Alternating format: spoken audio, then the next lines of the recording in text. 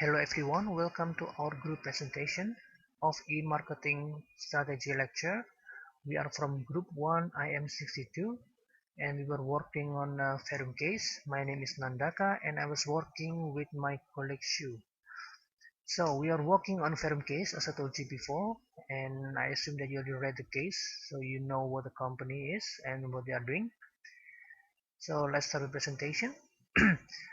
The first point is to assess our customers. Verum's customers are software engineers and their managers like CTO and CFO. And in the case, we were given employee available for 20 hours per week and a budget of 50,000. And yeah, the next part is to assess the company online status. They are using manufacturer business model, which means that they own and sell the product directly by themselves. And then to assess their marketing activity, we use a tool, marketing gather tool from HubSpot, in which they score 54 out of 100. And there were three different sections assessed by this tool, which are blogging, social media, and SEO. For blogging, they are not very update because the last update, the last post was 28 September 2011, so it's 3 years ago.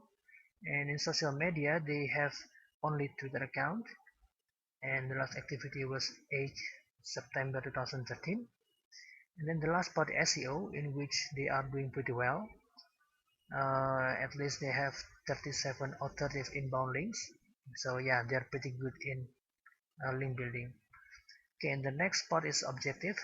It was also stated on the case that our objective is to engage with 3,000 software engineers in USA to try our product and get feedback in 6 months. And yeah, our target group, we use two different approach. The first approach is top-down approach, in which we target managers like CTO, production manager, R&D in a small, big tech companies in the USA. And then the second approach is bottom-up approach, in which we target software engineers in a small to big tech companies in the USA. However, we will be more focusing on managers because they are the ones who have bigger power to influence the software engineers' decision. And then positioning. This is about how we'll position our products in customers' mind. So in order to do that, we have to understand how many target group, how many audience group that we have, and based on our target group, we have three different audience group, which are software engineers, R&D managers, production managers, and CTOs, and the last one is CFOs and financial managers. This category is based on their different needs and interests. Okay, the next part is online offline value proposition. This is about a marketing mix value proposition. This is about what value are we offering in our product. Actually, there are 8 P's in terms of marketing mix, but it's going to be difficult to focus on those all for 8 P's. So our group came up with only 3 P's, which are perceived to be the most important P's by our target group. Okay, the first P is a product. This is important for engineers and managers, of course. So our product is SD Suite. It's a software product to help engineers create a control code with a debug free. And then this product is licensed. It's stored on the internet. So we use license. So the users need to license it before they can use it. Yeah, because it's stored on the internet, this is a good value proposition because it can be accessed anywhere and anytime as long as users have the internet. It's much effective, it's much practical than selling it on the hard disk format. And then the next P is price. This is of course important for managers because they are the one who will assess the price if it's good or not. And we are using pay-per-use instead of licensing subscription. We use pay-per-use because it's more flexible because users will only have to pay when they use it. It's different from licensing subscription because users will need to pay it even though they don't use it. So it's a good value proposition for us.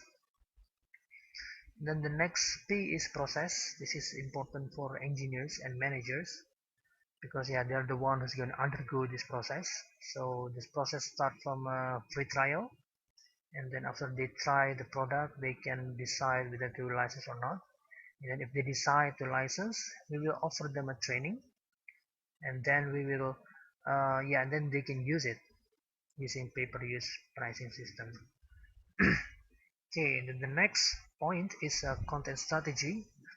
We will use RIN framework in which we will take only reach and act. We will have two different target groups in which we have two different reach and act objectives for each target group. So for managers, we have reach objective of to reach as many managers as possible in the USA, and then we expect them to act by encouraging their managers, I mean their engineers in their company to use our product. In order to do that, we have come up with different possible contents, as you can see on the slides. And then for the engineers, we have two different um, objectives. Also, for which we want to increase the awareness of our product, and then the action we expect from them is they inform or introduce our product to their managers, so their managers can also encourage other engineers in the company to use the product. In order to do that, we come up with also possible contents.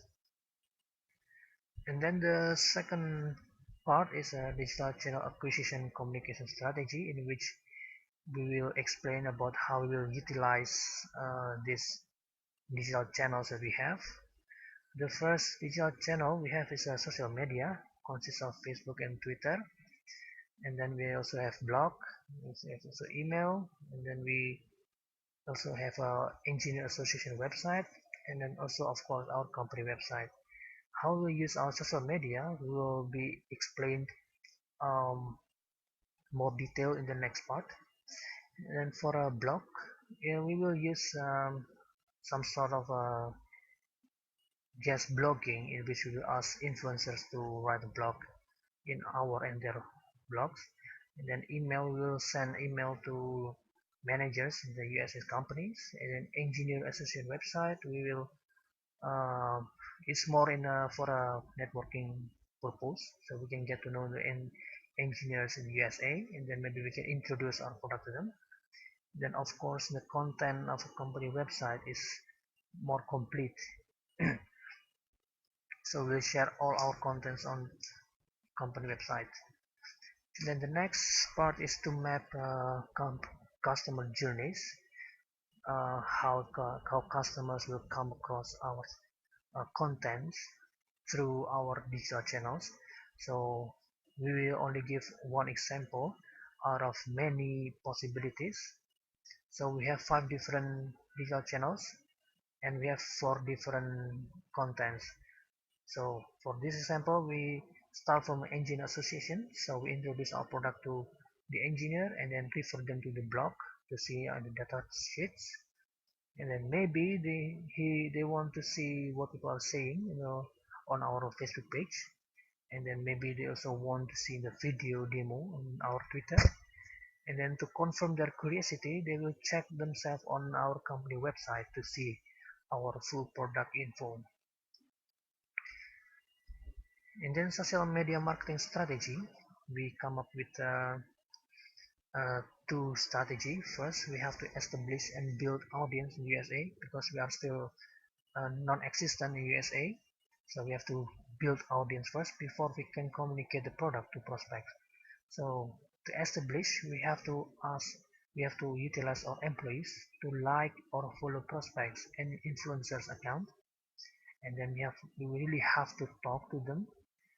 Yeah, maybe we can um, introduce our product to them, And then yeah, we have to ask our employees to share contents on their Facebook and Twitter.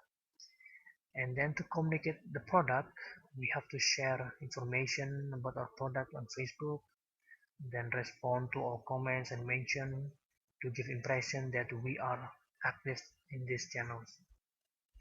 And then the last part is metrics. It's about how we will measure our success.